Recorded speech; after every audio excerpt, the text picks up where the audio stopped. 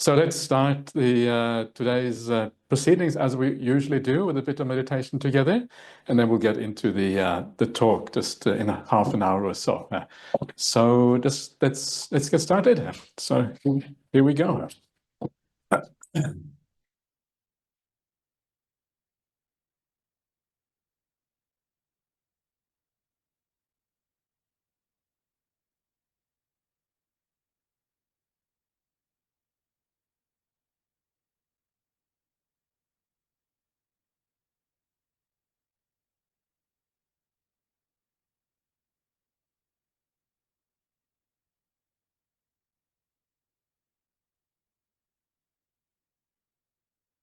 Okay, everyone. So just as we get started, just take a little time at the beginning just to relax and to be at ease and to be comfortable and to enjoy yourself, to enjoy the meditation. And as we do meditation, there is like a few things that we can focus on to guide us in the right direction. And some of these qualities, I think, can kind of summarize the idea of meditation practice. And one of those is obviously the idea of letting go, such an important part of the meditation. Another one is the idea, of course, of mindfulness, of being aware, of being present. And the last one is the idea of enjoyment, enjoying what you are doing. So if you're able to get these three things to kind of work together, letting go, mindfulness, and enjoyment, when they kind of come together, that's where meditation often happens. And the beginning parts of meditation are often about letting go, just being at ease, just enjoying, just being present, allowing things to be. What we are letting go of is so much of the doing activity of the mind. Now we want to enjoy just the presence, just the awareness, just the fact of being here.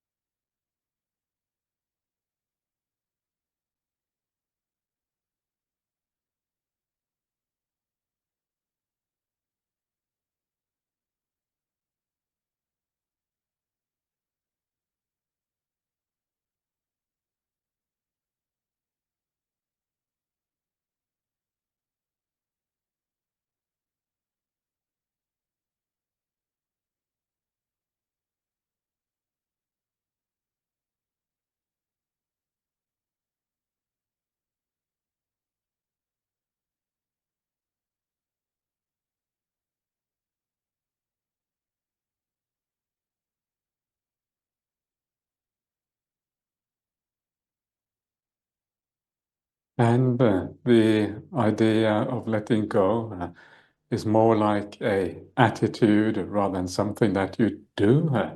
You don't so much do the letting go. It's a way of approaching what you are experiencing right now.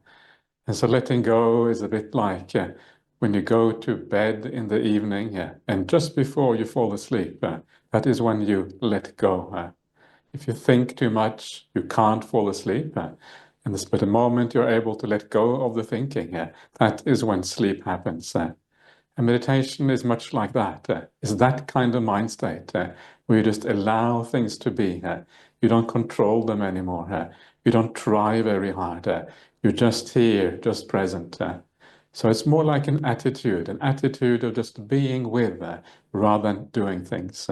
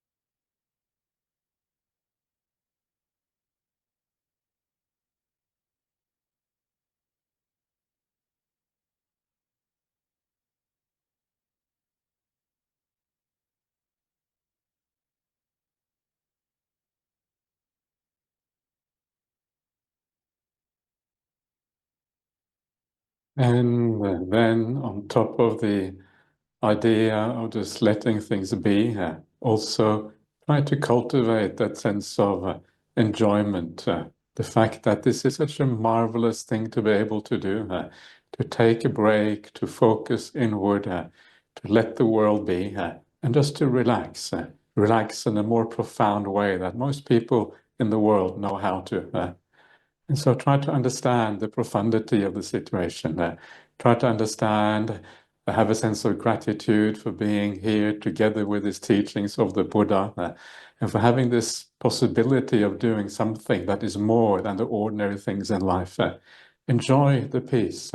Enjoy the sense of depth and profundity that comes with meditation practice. And as you understand these things, as you understand what the Dhamma is about, then you will enjoy the meditation far, far more. That enjoyment, together with the letting go, let them build up. And as they build up, mindfulness starts to happen.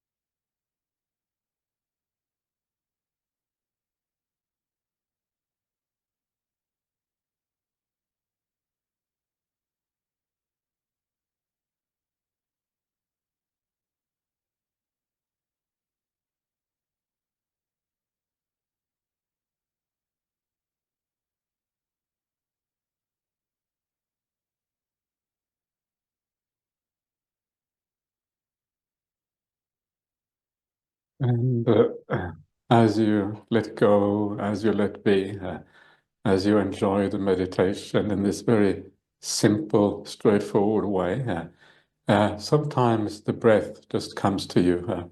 Suddenly, the breath is there. And when the breath is there, you're already doing the mindfulness of breathing. So then just enjoy that breath. Just stay with it. Don't force it. Don't uh, cling on to it, but allow the breath to come and go as it pleases. And it is a natural observing, a natural being with the breath rather than focusing on the breath.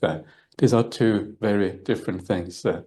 And so just wait for the breath rather than going to the breath. And as you do that, it becomes an easy and nice and comfortable abiding with the breath.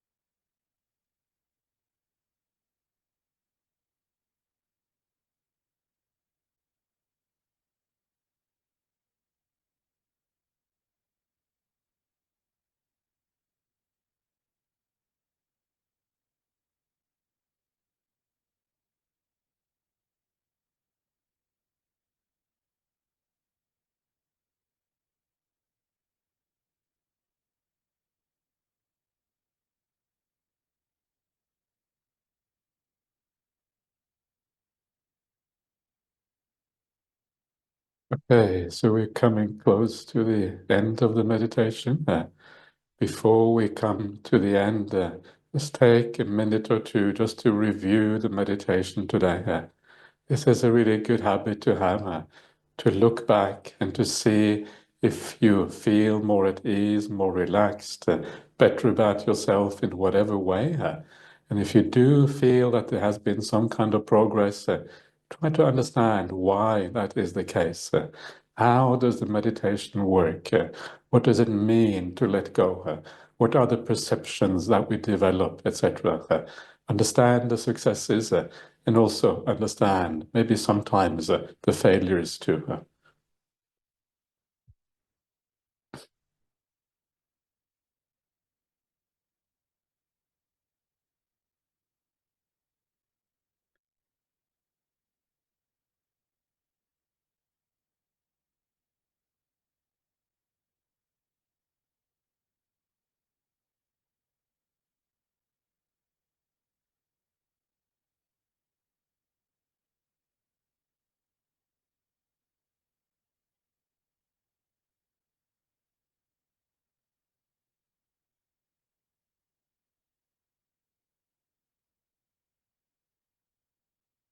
Okay, everyone. So that's the meditation for you. So now we can move on to part B. So please just give me 1 second. I'll be back in 1 second. Yeah, was asked by Venerable Karunika to give the talk today because I think she wanted something different or something to that effect. And so I thought that would be nice to do. It's always nice to meet some new people, to do some new groups. So it's wonderful to be with you today. So yeah. So I'm going to talk today. I think I'll talk a little bit about the idea of perception and thoughts and how perception and thoughts kind of relate to each other and to see how we can develop these things. In a sense, they always develop together, perception and thoughts. But it's important to understand that perceptions are usually prior to thoughts. And so if you want to change your thinking mind, if you want to change the way you intend, the way you are, the way you look at the world, you have to very often deal with these perceptions. And perceptions, in turn, are very closely related to views. Views and perceptions are very closely related. So all of these, yeah, views, perception, and thoughts, different aspects of the mind, they relate to each other very closely, and they kind of need to be developed almost as a bulk, as everything coming together, as a package, if you like. And so I want to talk a little bit about these things and especially how to develop our perceptions, because that is often the most foundational element of these things. And one of the things that I kind of found very interesting, I love to read the Buddhist suttas, and I read them much more in the early days of my life as a monk. I would read them all the time. But a little bit less the more kind of the longer you are a monk, because you have read them before, so you think you know them, but that, of course, is completely wrong. You never really know the suttas. You don't really know the suttas until you become an arahant, basically. And before then, you should really reread them. Yeah, and every time you read them, they look a bit different because your situation is different.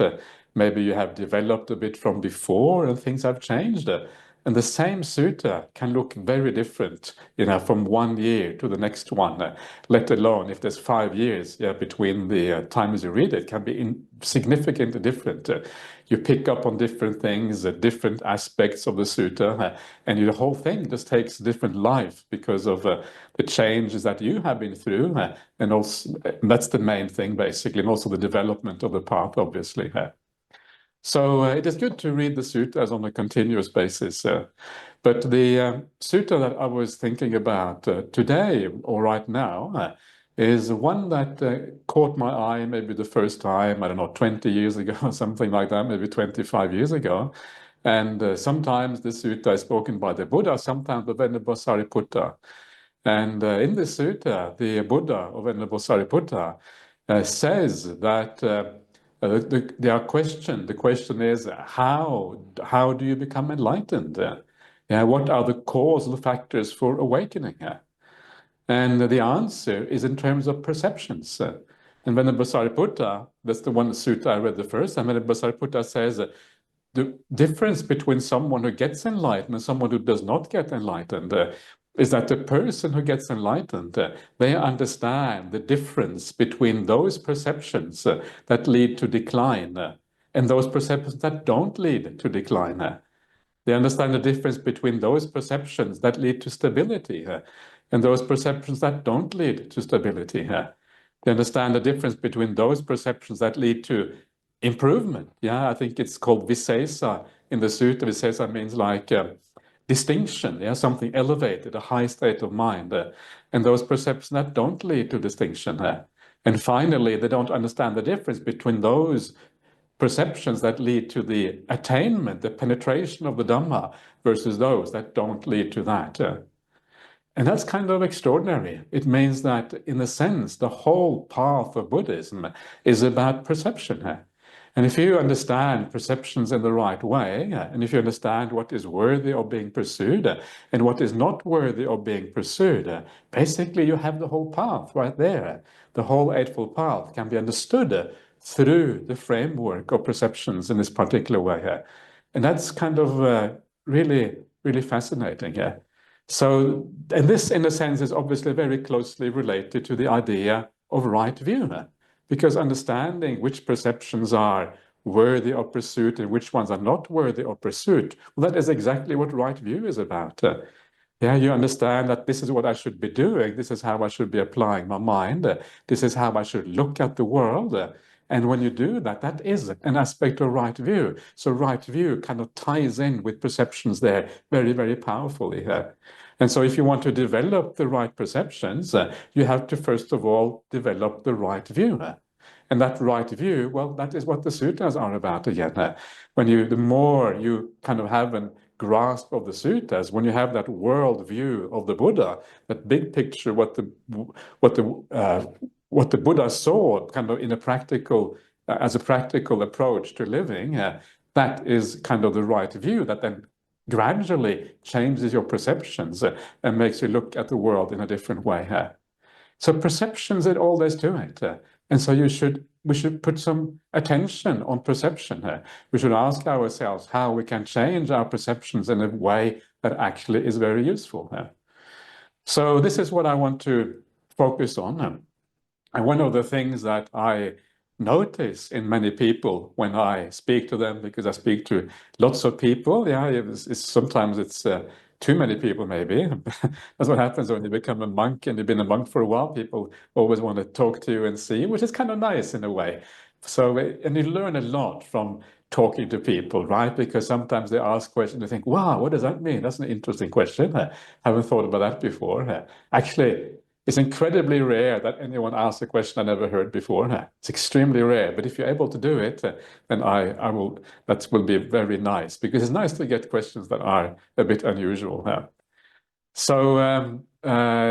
this is one of the things that I've noticed when I speak to people, is that very often they don't really kind of grasp what it means to reflect on the Dhamma. People will ask, what do you mean by death contemplation? What do you mean by contemplating even things like metta, loving kindness, this kind of thing? What does that actually mean? And very often when people reflect on things like these things, they just think about them. The mind kind of verbalizes. They think about death and they kind of verbalize something. Or they might verbalize something about someone, they want to have metta towards somebody, and they just verbalize, may you be well, may you be happy. And very often it doesn't really affect you. Sometimes that verbalization doesn't have an emotional counterpart. It is just verbalization. And because it is just verbalization, it doesn't actually take you very far. It becomes a superficial thing. So an example of this would be, for example, if you get angry with somebody, you get upset with something that somebody does, and then you are a good Buddhist, of course, and you know that you don't really want to get upset with them, and so you start thinking in your mind, oh, may you be well, may you be happy. You verbalize this idea, may you be well, may you be happy. Yeah, I feel compassion for you, or whatever. And then in a sense, you are trying to suppress that other thought by using a different thought to kind of eliminate the other thought. May you be well. Oh no, I'm angry. Okay, may you be well. May you be well. Trying to push this other thing away. Yeah, simply by using a different kind of thought. And sometimes this idea is talked about. Yeah, this kind of idea is sometimes perpetuated within Buddhist communities. Sometimes people talk about the idea of substituting your thinking. There's a very nice discourse that I would recommend all of you to read. It's called the Vitakka Santana Sutta in the Majjhima Nikaya number 20. It means the calming of thought. Yeah, Vitakka Santana. Vitakka is thought. Santana is like the calming, the stilling of thought, if you like. Yeah. And in there, it talks about it talks about something that may look like it is substituting a thought. Yeah, it talks about using one thought to kind of eliminate another one. And so people think that what that means is that you just use, may you be well, and you kind of suppress the ill will or the anger by putting something else on top of it. And then, to people's surprise, it doesn't work very well. Yeah, you use this kind of alternative way. You say, may you be well, but the ill will is still there. It's still under the surface. It hasn't really been eliminated. Yeah, it's as if it's trying to come up, but you're kind of holding it down with this other thought, trying desperately to keep it under control. Yeah, and it doesn't really have any real effect. It doesn't actually do very much to you because it is just one thought fighting another thought. And there isn't really any victory coming out of that. It's just kind of two things clashing with each other and nothing really happens. And the same thing can happen in your meditation of any other object.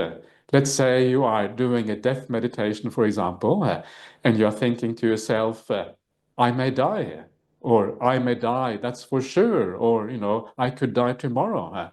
And sometimes it is just a verbalization, and that verbalization doesn't actually really affect you in any powerful way. It doesn't have any visceral effect. There's no emotional counterpart very often to those words. Or you can do it in your, when you do metta meditation, we can say, oh, may all beings be happy, or may so-and-so be happy, or may I be happy, or whatever. And sometimes there is no effect from those kind of things. And so this can be a problem, right? We try to use the thinking mind in a way that is just thoughts, and it doesn't really go deeper. But actually what we need to do, we need to take it one step deeper to really make this powerful. And this is where the idea of perception comes in. And so how this works then is that you build up ideas of people in the world. You build up a perception of what it is like to be a person. And when you understand what it is like to be a person in the world, and when you see somebody and they have the wrong attributes, they have attributes that make you angry or you have ill will or whatever, then you can use that perception, bring that perception up. But this is more profound than thinking, because this is actually looking at that person in a new way. Yeah, you're looking at that person. You're looking at the face right there. They are doing something which upsets you, but when you are looking at them in a certain way, actually that upset starts to calm down as a consequence. So, for example, if you are with somebody, they say something to you that is unpleasant, or that it is unpleasant from your point of view, then when you look at that person, either you can think of them that they are doing something bad towards me, and then that interaction becomes personal. And the moment that an interaction becomes personal, then of course you will tend to get upset because they're doing something towards you. It's me, yeah, me. And when the world is about me, when the world becomes about this narrow little person, me, then of course you're going to be upset what other people do to you. But instead of thinking of it like that, which actually is not really true anyway, it is not really about you. When people do the wrong thing, it's actually about them. And so remember that it's not about you, it's about them. It's about their life, it's about who they are. And so when you look at their face, remember, actually, this is about that person. It's maybe about their suffering. When people do bad things that are problematic, very often they're coming from suffering. There's some kind of underlying thing which is the problem. So see that face, see the suffering in that person. And the moment you see the suffering, rather than seeing the me and seeing the kind of the clash between you and another person, actually you transform that sense of ill will or upset or whatever it is, you transform it into compassion so easily, so fast as a consequence of that. So you look at that person, wow, actually, no, this is not personal at all. This has nothing to do with me. It has to do with them. They have a problem. They are suffering. Why on earth am I getting angry with them? It doesn't make any sense. In this way, you can change your relationship with anyone in the world. The whole world suddenly looks different because it is a general perception that you can apply to any kind of situation in your life. Yeah, if you see someone on TV that maybe you think is particularly bad, maybe some warmonger or someone who is leading, killing people or whatever, remember in all of those situations, it's exactly the same thing. Yeah, they are coming from some delusion, some confusion, some suffering, some kind of powerful problem in their life. And that is why they're doing what they're doing. And then you're turning the tables around. You're thinking about things in a very different way. Another way of doing this is one way is to think about the person as suffering. Another way, which in many ways is even more powerful, and that is to think of the person as being trapped by their conditioning. If they treat you in a bad way, if they do something which is nice, if they say something which is wrong, it is not because they really want to hurt you, but it's because of their conditioning. It's because of their background, their past, their habits. And our habits are incredibly, incredibly powerful. It's very easy to forget how powerful these habits are. And so you look at the person and you try to see the habits in this person. They are like this, not because they want to be like this, but because the conditioning is so powerful. That is another beautiful way of thinking about people, because the moment you understand that they are trapped in the conditioning, they're trapped in the habits, they're trapped in the past, you see that in the person. It is a perception that you have developed. You see kind of the habits. At that moment, again, you have compassion for them because you know they don't really have a choice.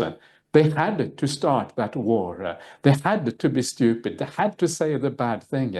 They had to treat someone else badly because the forces inside of them were so strong. It drives them forward in this way, and there's no other way out. So you look at them in that particular way. And one way of thinking about this, which kind of I like, when you see somebody in the world, you recognize somebody, you recognize their face, you recognize the way they are. They have like a certain shape. People come in this world and you recognize the faces are usually very few people that you kind of mix up because the faces are too similar. Maybe if you are, twins or whatever, but usually it is not a problem. And so when you see somebody, the body, it is like the frozen mental qualities of the person that you see in the physical body. Because the physical body is created by the mind. This is how it comes out. This is all about karma and habits of the past. It is a mind that kind of creates the shape of who we are as people. How we are born, even our genes ultimately are somehow affected by the mind in a certain way. And so when you see a physical appearance of somebody, it is almost as if you are seeing the frozen habits of that person. You see the mental content of that person in physical form as it was maybe at the time when they got reborn into this life or whatever. This is what they were like. And when you see that, when you kind of see that continuity of the physical form, it kind of reflects the idea of the continuity of the mind, how mind is very habitual and how the mind is often kind of very stubborn, very frozen, very limited what we can do with the mind, just as the physical aspect also tend to be very frozen in a similar kind of way. Of course, the mind is always changing. That is not the point. The point is that the habit patterns tend to be the same, even though the mind is changing kind of from moment to moment. And so in this way, you start to look at people in a different way. You start to look at everything around you in a different way. And the kind of the world becomes different. You're using your perceptions by looking directly rather than thinking. And then the thinking mind kind of comes along after that, allowing you to see the world in the same way. I'll give you another example, which I kind of like because it is maybe a little bit sort of, it's not the way that the world normally thinks about things. One of the things I love about Buddhism is that everything is upside down. And what most people in the world thinks is true, well, actually, usually it is the opposite. And that's kind of really cool about Buddhism. You always have kind of a different viewpoint, a different alternative way of thinking about reality. And one example of that is like if you go out into at night and you look up into the sky, yeah, if you don't live in a city that is too bright. I live in the countryside in Serpentine in outside of Perth. It's beautiful at night when it is very clear. You can see the whole Milky Way. You can see all the stars and everything is very clear. There's very little light pollution where we are outside of the city. And so when I look out into the universe, I realize that I can have two perceptions of that universe when I look out into it. And one perception that I can have, and this is kind of the standard perception of people in the world. Yeah, this is what you read about when you read a scientific journal or whatever. And that is the perception of, wow, that is the universe. It kind of looks beautiful in a certain way. You have the stars, you have the moon, you have the darkness in between. There's something attractive about it. But on the other hand, there's also something about it, if you read the scientific kind of view of the universe, that is very cold, very inhospitable, yeah, very kind of alien, very dangerous. Yeah, it's like the universe is full of this, all the stars you see are actually these massive engines of fusion energy going on. Everything gets fused and these are super hot and super dangerous. And then they explode into supernovas. And if you are within a few light years, you get blown to smithereens, by these supernovas. And then you have all of these dark voids, yeah, between the galaxies, incredibly inhospitable, yeah, very cold, dark, dangerous is kind of the idea of the universe, yeah. And here we are kind of huddled together on the planet Earth, yeah, all kind of trying to do our best to kind of, make this planet Earth somehow work out. And we are surrounded by this vast, inhospitable universe around us. And if there are any beings in that universe, they are aliens, and those aliens are evil, and they want to kill us. If they have a chance, they will eliminate us straight away. This is kind of the idea of this universe. What are those aliens going to be like? We have no idea. Maybe they are really dodgy. And so it seems like here we are stuck, yeah, in this small corner of the universe, and then we can't even look after our own planet. We have this whole terrible place, and then we can't even look after this planet, for goodness sake. Isn't that kind of crazy? If the whole world really is that inhospitable and still we can't even look after our planet, it's kind of bad news. What are we doing? We are kind of crazy. But actually, the big problem is not that. The big problem really is that we are thinking about the universe in the wrong way. The idea that the universe is inhospitable, the idea that the universe is cold and dangerous and problematic, that is like a modern scientific idea. But it's not really a Buddhist idea, because the way that science looks at the universe, it only takes into account a very narrow part of what the universe really is. The universe is much more than the scientific outlook. Of course, we should be scientific, but we should understand that the Buddhist teachings add many different and new layers on top of that scientific outlook. And that is what makes it interesting. And one of these things that is very fascinating in the suttas is the idea, the way that they describe the universe. And the way it is described in the suttas, we have what is called the loka dhatu. A loka dhatu means like a world element. That's kind of literally what it means. And it is said to consist of the sun, the moon, the earth. Yeah, so basically it's like a solar system. Yeah, that's what it is. And then it says, but it's not just that which exists there. But now we're still talking about the modern outlook, what it looks like to us in the modern world. But then there's also the beings that live tied to that solar system. Yeah, so you have the human beings, you have the animals. But of course, in Buddhism, you have much more than that. Yeah, you have the beings that are not really visible to ordinary science, to the regular science of the world. You have the ghost realms, the Peta world, and then you have all the Deva lokas, all the shining beings. Deva is related to the word Deva, which means day, which means a shining being, a beautiful being. And so you have the various levels of the Deva lokas. Yeah, so you have the lower Deva lokas, the four great kings. They are also tied to the solar system. And then you move up, and each one of these different Deva worlds is tied to the earth and tied to our solar system. But then you come up to the very high realms of these devas, and you start to enter the Brahma Loka. And when you enter the Brahma Loka, they are not tied anymore so much to a solar system. They are tied to even larger ideas, many solar systems, large, maybe clusters, of stars and planets and whatever, what have you. And eventually, as you keep on expanding up these various realms of the Brahmas, you get to a point where you find these Maha Brahmas, who are like the Brahmas that actually pervade whole solar systems, these whole galaxies. So these are the Brahmas that kind of are the bosses. They are in charge of the entire galaxy. That's kind of the Buddhist outlook. The higher up you go, the more powerful, the more spread out, the larger is the scope that these beings are in charge of, or that they influence in a certain way. And this is very interesting, because what that means is that when you look up into the universe, instead of seeing coldness, instead of seeing space, instead of seeing all of these terrible things, what you are seeing from the Buddhist point of view are these magnificent beings, Brahma. It's almost as if the stars and the galaxies and the Milky Way and all of these things that you see, they are like a reflection of Brahma in the world. And because they are a reflection of the Brahma, well, what exactly is Brahma? Well, Brahma is like metta. Brahma is karuna, it is compassion. Brahma is mudita. Brahma is all of these beautiful qualities, the Brahma viharas that we are trying to develop on the Buddhist path. Except that the Brahmas, the reason why they have been reborn where they have been reborn is because they have those qualities already.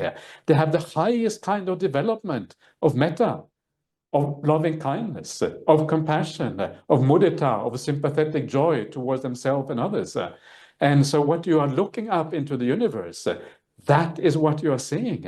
This is a reflection of those powerful qualities of those beings in the world. And this is one way of thinking about it. And next time you look up into the universe, remember that. It is not cold, it is not terrible. That is only one aspect of that universe. It is actually something much more beautiful and powerful going on in that world. And if you are stretching yourself, trying to develop those same qualities, well, then you are also moving towards that exactly same thing. And so this is just to show you that when we use our perceptions, use an alternative way of looking at the world, it can be incredibly powerful. It changes our attitude to everything. Looking at people in a different way, looking at society in a different way, looking at the whole world in a different way. And as you do that, you really change everything, how you think about the world. So that is just kind of by way of giving you an idea how perception is different from thinking, how perception is more profound. So let me give you some more examples of how to use this in practice. So one way of using this in practice is in terms of basic ideas like generosity, for example. So if you are going to be generous, you are doing something kind towards somebody, then how we do that generosity, the kind of mind state we bring to that is going to make all the difference, whether it really feels powerful or not. It is possible to be generous in a fairly casual way. Yeah, okay, you're generous because whatever, it's the right thing to do or whatever. But it's far more powerful if you can change the way you perceive the situation. Then that generosity becomes much more powerful. Because it allows the mind to really experience the beauty or the spiritual power of that act of generosity in a very different way. So when you are generous to other people, always see the good side in those people. When I think in my own life, when I try my very best to be kind to people to the best of my ability, and I try to be generous when I have an opportunity. And it always occurs to me that the times that it feels most powerful for me to be generous is when I do something to someone I really, really respect for their qualities. So when I, for example, do something kind to my teacher, to Ajahn Brahmali, I always feel it feels really powerful to me. It feels really beautiful. In the same way, when I do something kind to someone I really respect, there's something very powerful in that act because you see the good qualities in that person. And so what that means is that if you're going to be kind to somebody, you're going to do an act of generosity, focus on their good qualities. Yeah, look at the good side of these people. Don't just give to somebody and kind of look down upon them. If you look down upon them, then the act of generosity is not going to be very powerful. If you're going through the streets of a large city, maybe you see a beggar, and maybe you have a bit of compassion, yeah, so you give them something. But maybe you still feel a bit sort of, I don't know, maybe you have a bit of negative perception at the same time. Yeah, that can happen. Maybe they are a bit annoying or whatever, I don't know. But don't have that negative perception. Think of them as a fellow human being. Think of them as somebody with potentially lots of good qualities. Why were they born into the human realm in the first place? Well, because they had good qualities. That is why they are here. And so you see a fellow human being, someone who is on the same voyage through the world, voyage through samsara, exactly like you are. And when you see that, and maybe you see the suffering combined with those good qualities, then you get this beautiful combination of metta and karuna, of compassion and loving kindness, all fused into one mind. And that is extraordinarily powerful when you bring metta and compassion together in this way. And at that point, you are touching another person because then you see something in them that you see in yourself. You see something human there. And then when you give with a far more beautiful, pure heart. And that is having so much more, going to have so much more effect on your meditation and your spiritual path later on. So it becomes a much more powerful moment. So every time you give with respect. Give by focusing on the good qualities in that person. See the good character traits in them. And not only is it better for you, but it's also much better for the other person because they will feel that you are making a real human connection when you give to them. Yeah, they will feel there's a connection there because they feel that you're coming from a good place when you give to them. And then you will do much more than just giving something material. You're also giving from your spiritual development. You're giving from your mental attitude at the same time. And then it becomes very beautiful. And so this is how you use your perception by looking at that person. See it as someone who is temporarily trapped in their conditioning. That's why they are a beggar. That's why they are a monk. That's why they are whatever. Yeah? Monks are also beggars, I suppose. You see that, and you see, bring these things up, and then you have the metta, then you give, and the whole thing becomes much more powerful. And so you try to imbue your life in this way here. It is not just when we, do acts of kindness through generosity. It is also just through our ordinary ethical living every day. Yeah, very often we are told, okay, you have to keep the 5 precepts. And of course, for goodness sake, please keep the 5 precepts. If any of you here is not keeping the 5 precepts, promise me at the end of this talk that from now on you will keep them. Sorry, I'm being a bit naughty, but this is very, very important on the Buddhist path. So please, these things matter enormously. The Buddha said that this is one of the most powerful ways of making good karma is actually to keep the 5 precepts. But even that is not really enough. Yeah, we want to do more. You want to develop the real positive qualities in our life. And so when you go through your daily life and you speak to people, good speech, don't lie, don't kind of divisive speech, don't harsh speech. Okay, so you try to keep all of those things. Yeah, you try to live according to these precepts. But sometimes it becomes a bit negative. It becomes a bit like, I must not do these particular things. And it becomes more like you are restraining. I'm just holding back. But that is not the ideal way of being virtuous. Because that is can be a little bit cold. It can be a little bit hard. It's not so much that you care about the people in the world. It's more about that you have to do these kind of things. And so it becomes more like a restraint. It becomes more like a holding. It is not as if you are coming from the Dhamma. It doesn't come naturally out of you. And so what you want to do is you want your life to be an expression of the Dhamma itself. You want the Dhamma to live through you. You want your life to express what the Dhamma is about. And this was something I was talking about during the Rains retreat here at the monastery during this year.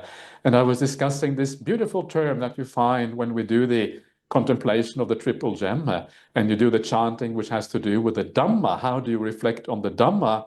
And one of the words that we'd use to reflect on the Dhamma is the word opanayika.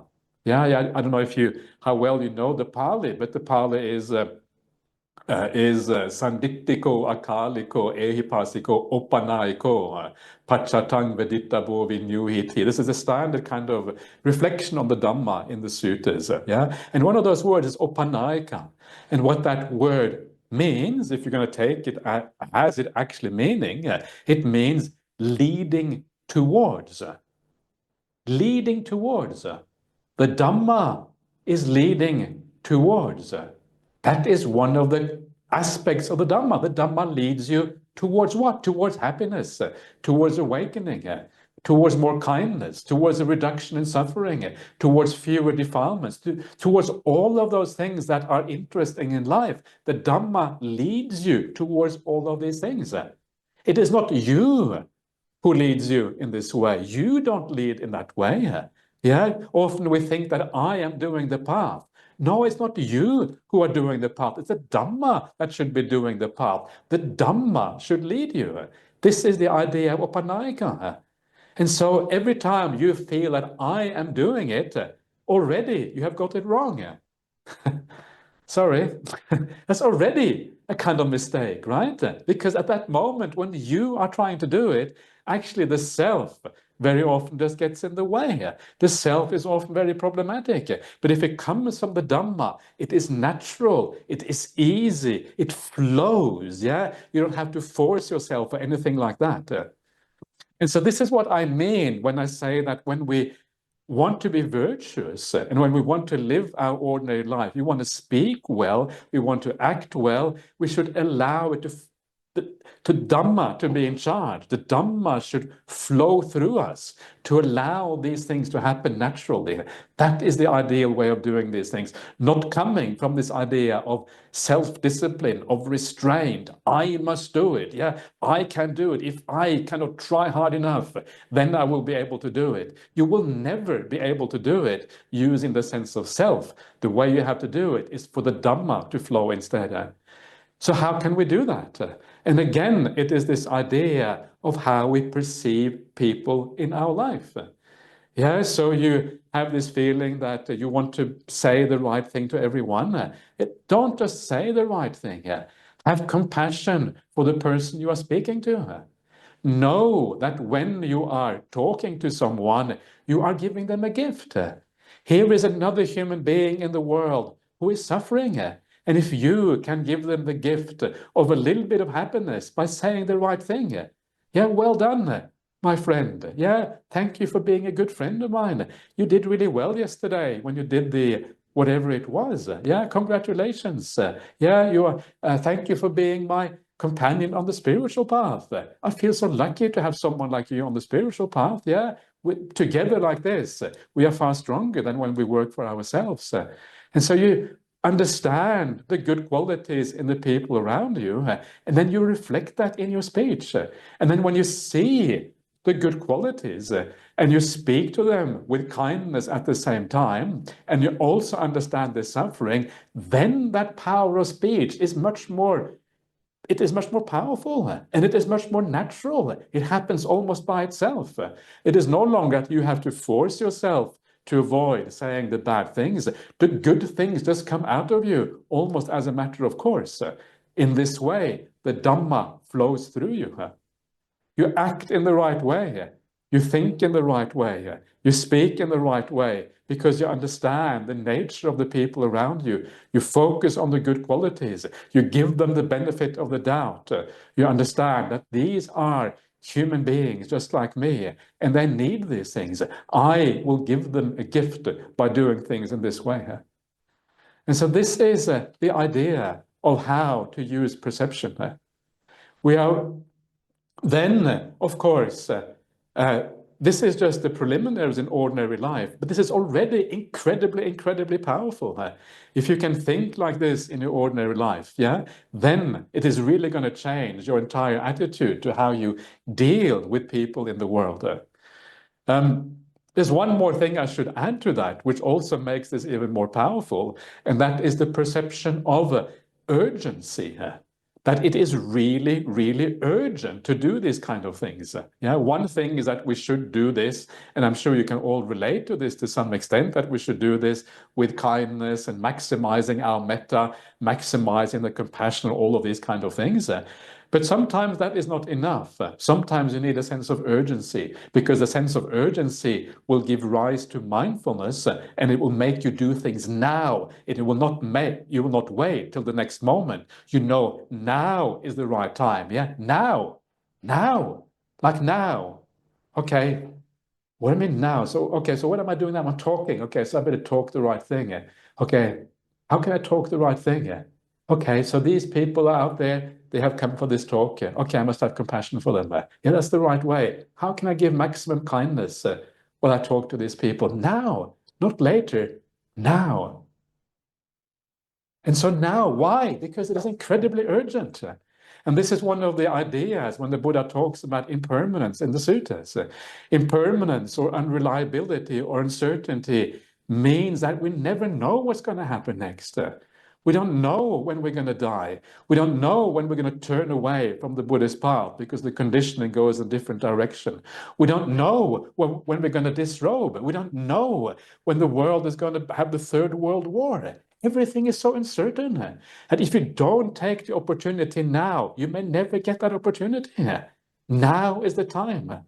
And then suddenly you are reborn. Suddenly you don't have access to the Dhamma anymore. Suddenly your mind just turns in a different direction, because that is what the mind does sometimes because of the conditioning from the past. And then it's all gone. You had the opportunity, you lost it. And I think the majority of people in the world, when they die, yeah, they said, "Oh, why? I'm dead already. That wasn't supposed to happen.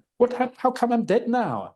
And it's kind of so mundane. Suddenly you're just dead. It's like we think that dying is somehow is this kind of clear point in life. You die, you live, then you die, and there's a certain system to it, but there isn't any kind of system. Suddenly you're just dead, and you wonder what happened. And you realize you didn't take the opportunities because you thought that life and death was somehow different. But it is not. Death is very ordinary. It never happens when you think it's going to happen. Suddenly, you're just dead. Almost everyone in the world is like that. If you ask people when their relatives die, they will all say, "Oh, I didn't expect it to happen so suddenly." Why? Because we are stupid. Most of us, we are stupid. We're silly about life and death. And so this allows you the perception of urgency. Now is the chance. Right now, this very moment, not next moment. Yeah, while I'm talking to you right now is my chance to develop my mind in the right way. While I'm talking to you, while you are listening this very minute. This is not what you do after the talk is finished. This is what you do now, because it is incredibly urgent. And then that perception of urgency, bring that together with the perception of what people are really like in terms of their suffering, in terms of their conditioning, all of these kind of things. It becomes a very potent way of thinking about the world, thinking about people, and thinking about everything in our lives. And that is where perception, views, and thinking, and all of these things come together in a very powerful point. And then they really have an impact on your life. So please remember perceptions. Develop those perceptions in various ways. I was thinking of talking a bit about meditation as well, because it's incredibly important for meditation practice as well to perceive things in the right way. Because if you perceive things in the right way, it means you have the right values, And then meditation works because you don't think about all the silly things and all the useless stuff, and your mind kind of moves in the right direction because of that. But remember these ideas of perception. And one of the main ways of driving the perceptions in the right direction is by understanding the word of the Buddha, by reflecting on it again and again and again. And then your perceptions build up, and then they become a very powerful tool, if you like, something in your kit that you can use as part of your practice, and then the whole thing takes off as a consequence. Okay, everyone. So that is just a little talk to you about perceptions and thoughts and why we need to sometimes go a bit deeper in how we think about these things than we normally do. I am now going to open up for you if you like to question anything, or you have any comments, or you have any disagreements, or whatever. Please feel free to. I was going to say fire away, but that's too violent for Buddhist a Buddhist kind of group. So please feel free to just speak as you like.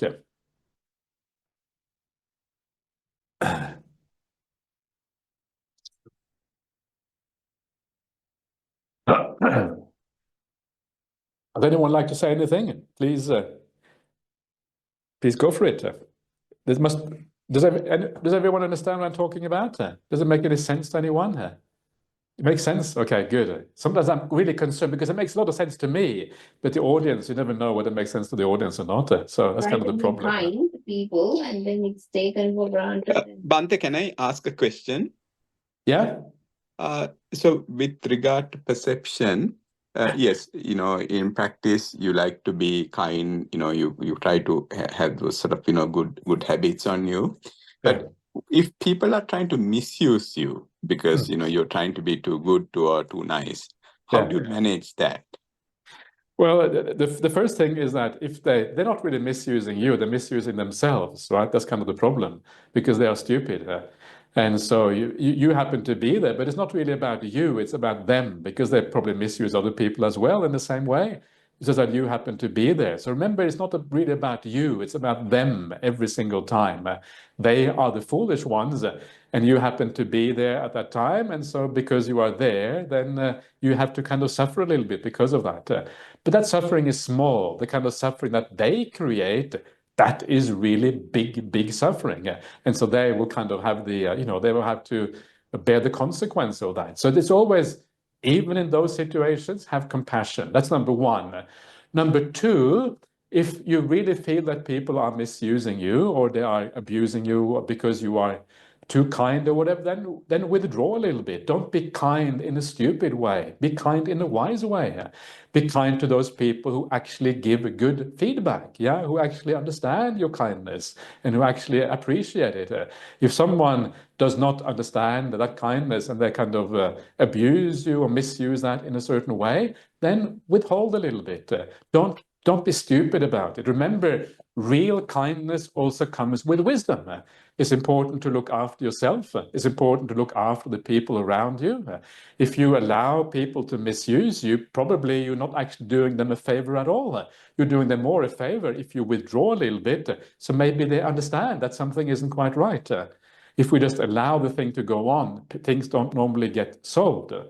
But do it in a good way. If you do withdraw, if you do hold back a little bit, do it and still have compassion at the same time, because that person obviously is worthy of compassion. They have a problem, if they use that. You are a kind person, I'm sure you are. And if they treat a kind person badly, they are the ones who have a bad problem. Thank you, Bhante. May the blessings of Triple Gem be with you. Thank you. Ajahn, can I ask? Yeah, please. Yeah. Ajahn, I've been talking to a friend, a Buddhist friend, about Dharma lately, and we was thinking about this idea that Dharma is natural, a natural flow. So like the idea of onward leading, or panaiko. So I feel like ultimately things flow to peace and equanimity. which encompass all the rest. And I feel like so I just wonder if sorry,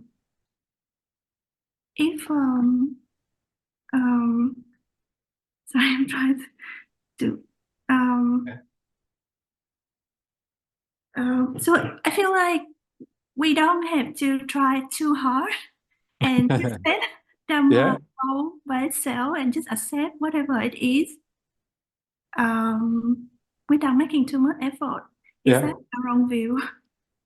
It depends. Yeah, it depends because this can be quite difficult to make the Dhamma be in charge. And the reason why it can be difficult is because we are so used to the ego being in charge. Yeah, the problem is often that the ego wants to be in charge. And so actually allowing the Dhamma to play out through us, actually it is quite difficult. So very often the sense of self will say, yes, I will do this. But actually, that already is a problem. Very often the defilements in the mind will say, yeah, I want this. I want it to be this way. But actually, it's coming from defilements. And so the idea is, the hard part here is to be able to get out of the way and to allow the Dhamma to play out. Yeah. And this is why right view is so important, because right view is what allows you to let go of the sense of self, allows you to let go of the ego, and allow the Dhamma to flow. This is why a stream enterer, someone who is on the first path of awakening, this is why they do exactly that. For the stream enterer, it is natural for the Dhamma to flow through them, because for a stream enterer, they have right view. Their right view is complete. It is final. So everything they do is in accordance with that right view. And so the Dhamma flows through them. But for anyone who is not a stream enterer, it is much more dicey, much more uncertain. Sometimes the Dhamma will flow, sometimes the ego. Usually it's a mixture. Yes, a mixture of Dhamma and ego mixed up into this kind of soup, the cauldron of ego and Dhamma and defilements all kind of mixed up. Yeah, and it's kind of this dodgy brew that you don't really know if it's poisonous or good for you. It's kind of a little bit of everything. Yeah. And so that is where the problem arises. But what it means is that we should put a lot of emphasis on right view. Yeah, because that right view is basically the things that allows the Dhamma to flow. The more you understand what is going on, if you really get the idea of urgency, wow, actually it really is urgent. You don't even have to remember the urgency, or you don't have to think about it. It kind of flows through you. Now is the time to act. Now is the time to do the right thing. And if you understand the idea that everyone in the world, this is kind of an extension of the idea of non-self. Everyone is trapped in the world. We're trapped by our past. How can you be angry with people who are trapped? How can we be upset about people who are trapped? Yeah, it's terrible. I mean, I think one of the dangers in the world today is that we blame too much. It's too much of a blame culture. We want to blame everyone. They are bad. They are evil. I am the victim. It's the wrong way of thinking. Everyone is a victim because everyone is trapped in the conditioning of the past. That is the most important trap of all. And sometimes those traps make us do bad things towards others, but that is secondary. The primary thing is that we are all trapped by the conditioning of the past. So we are all victims. We're victims of the past. We're victims of our own stupidity. We're victims of all the things that have worked on us. Yeah. And sometimes we change position. In this life, I'm a monk. In a past life, I think maybe I was a nun in a past life. In one life, you are handicapped. In another life, you are not handicapped. In one life, you are intelligent. In another life, you are stupid. In one life, you're born in Asia. In another life, you're born in Europe. In one life, you are wealthy. In other words, you're poor. And we're always changing positions. So why should we blame each other? Yeah, I mean, next life, you are going to be the oppressor, and it's going to turn around. And so ultimately, we're all trapped by the past. We're all trapped as victims. And this is a beautiful way of thinking about these things. And it means that we have compassion for everyone, including ourselves. And it is really just an extension of the idea of non-self. Yeah, non-self means that There is no one in here to control. It is just cause and conditions working on us and our habits kind of working out in the world. And so right view, incredibly, incredibly important. Understanding where real happiness lies. We always misunderstand where happiness is. And so we search for, think we search for happiness, but we're actually searching for suffering here. Most people in the world are searching for suffering here. That's kind of the paradox, right? They think they're looking for happiness, but all they ever find is more suffering here. And so they're actually searching for suffering here. It's kind of weird. And so this is why right view is so incredibly important. Stop searching for suffering. Start looking for happiness. Yeah. Okay. Ajahn, thank you Yes. for your talk. Yeah. I have a question about your talk. Yeah. Does it mean that feelings depend tightly on perceptions? Like when we are feeling depressed because we still have the wrong perception. Yeah. Thus, if we train our mind to have the right view, we are going to be free from suffering. Yeah. Is this how perception and feeling work together?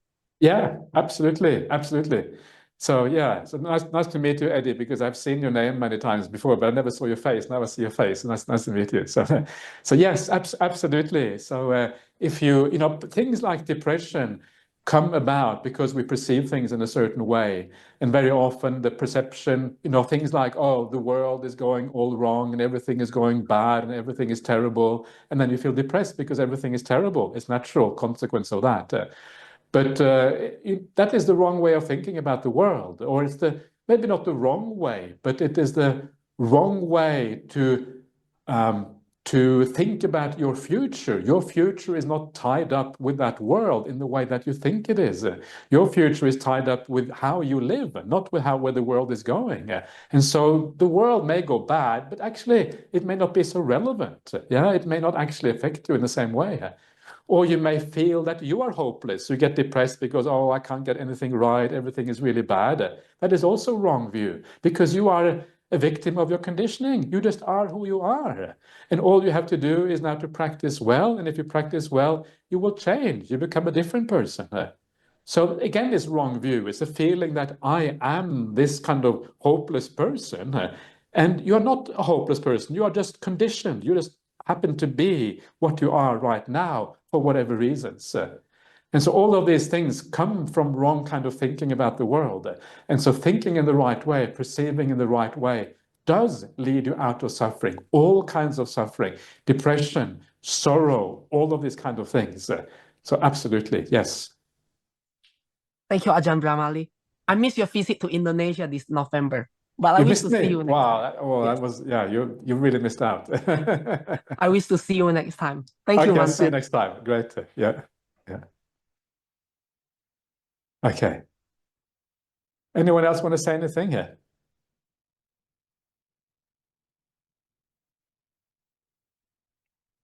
Yeah, please. I think there was a question from Michael in the chat, Bante. There's a question in the chat. Okay. No question in the chat. Okay, so that was wrong. Yeah. So okay. You want to read it out, Eugene, if there's a question? Oh yeah, sure. Well, it's from Michael. Yeah. Do you want to read it out, Michael? Hi, Michael. Nice to see you. Yeah.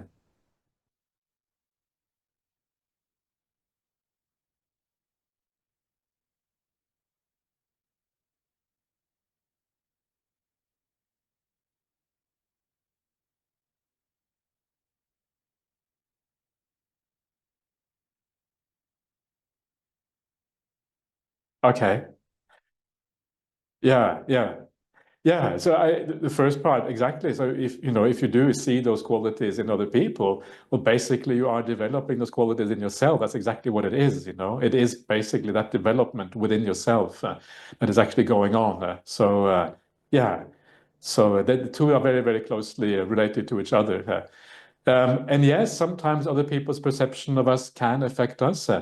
And for me, one of the corollaries of that is that we should always be very kind in how we perceive other people, because we can feel trapped by other people. They can trap us with the way that they look at us. They may look at us as a bad person, and we feel we can't escape that perception, even though we know we are good people. We can't somehow escape it. And so for me, the most important learning from that is never to judge people, never to be hard on other people, never to feel that I am judging them in a harsh way, because they feel trapped by that. And when they feel trapped by that, often it makes them worse people as a consequence. It's a bit like if someone feel that they're already regarded as a bad person, well, they might as well be a bad person. It's almost like that, But if you perceive them as a good person, well, they will often want to live up to that trust that you have in them. And so I would say for me, it is more about how I think about others. I will not trap them in a perception. I will always give them the benefit of the doubt. I will always give them the opportunity to show that they can grow, that they can become a different person. Never assume that I actually know them, because you never really know people. People always have more sides to them than what you think they have. As for other people perceiving me badly, I wouldn't be too concerned about that. I would just realize this is the nature of the world. There's always going to be some people who perceive you badly. Just avoid them a little bit. Don't hang out with them too much, because it just depresses you and brings you down, as you say. And then have compassion for them. Have compassion for them because, Michael, you are a good guy. Everyone here is a good person. I am a good person, right? So if someone have bad perceptions about us, actually they are the foolish ones, yeah?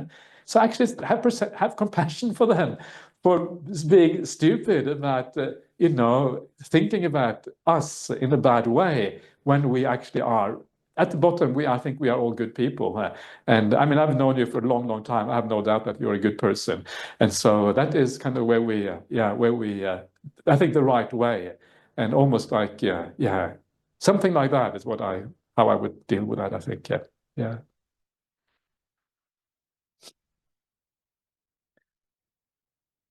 Okay, anything else? Everyone happy? Anyone not happy? Anyone neutral? That question. Okay. Yes. I just wonder when I have a lot of pain in my body, Yeah. and I have a very low tolerance to pain, and I react very strongly, and I feel like I become a monster. And then when I look at myself in the mirror, and I feel revulsion toward myself. Oh. I try not to be, but it's just I don't know how to get out of the habit of react strongly to pain, any kind of pain, and I feel so sensitive to the world. Feel like it is really a lot, like overwhelming sometimes. Yeah. And so I just don't know, because my practice is still not very good. It's still new to me, so. Yeah, you have to have compassion for yourself, yeah, and you have to and you have to understand that if you have pain and you have a low tolerance, then sometimes you get upset, and sometimes the monster will come out. And when the monster comes out, have compassion for the monster, because the monster is just another condition. Yeah, it is natural for people for that to happen when you have pain and when things are difficult. So be kind to yourself when you feel that happening to you. Yeah, don't judge yourself for being a little bit of a monster sometimes. It's okay to be a monster when you have a little bit of pain. And the moment you have compassion for the monster starts to disappear, because compassion and monstrosity and compassion often don't go very well together. And so the monster dies away and the compassion takes place instead. So have compassion for the pain. Also have compassion for your reaction to the pain. Yeah, understand that you are conditioned by this. It is really difficult to deal with. And then as you deal with yourself in a compassionate way, don't judge yourself. The problem is that you're judging yourself. That's why you're saying that you are like a monster, because you're already judging yourself in the wrong way. So don't judge yourself. Understand, this is just the human condition. Compassion is the right way to go. Everyone is deserving of compassion. You are also deserving of compassion. Okay, everyone. So very nice to see you all. And I wish you all the very best, and maybe I'll see you at some point in the future. Okay. Thank you, Ajahn.